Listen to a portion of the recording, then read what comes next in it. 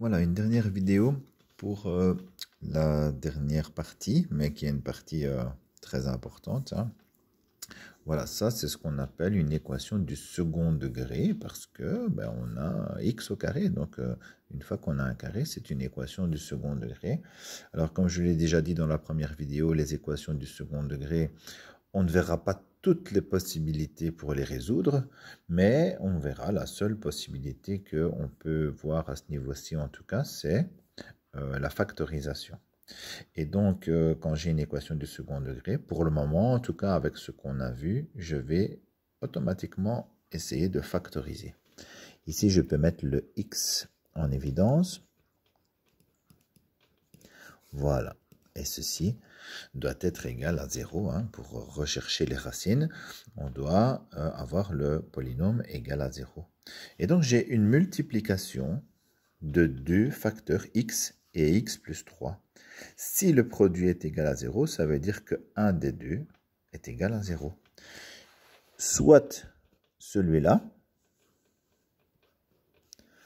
soit, je vais mettre ou. Voilà. Et si c'est x plus 3 qui est égal à 0, ça veut dire que x est égal à moins 3. Donc c'est l'un ou l'autre. Il y a deux possibilités, deux solutions, deux racines 0 ou 0 et moins 3, parce que ce sont les deux racines. Il y a deux possibilités, mais ce sont les deux, il y a deux racines, donc c'est et. Voilà pour le premier cas. Le deuxième cas, il est déjà factorisé. Hein. En fait, x moins 2 fois x moins 3, si on distribue et qu'on met tout ensemble, on aura x carré moins 5x, parce qu'il y aura moins 2x et moins 3x, plus 6. Voilà, c'est aussi un polynôme du second degré. Ici, il est déjà factorisé. Tant mieux, hein. S'il est factorisé, c'est parfait. Et donc, on a une multiplication de deux facteurs. Soit c'est x moins 2 qui est égal à 0, ou c'est x moins 3 qui est égal à 0.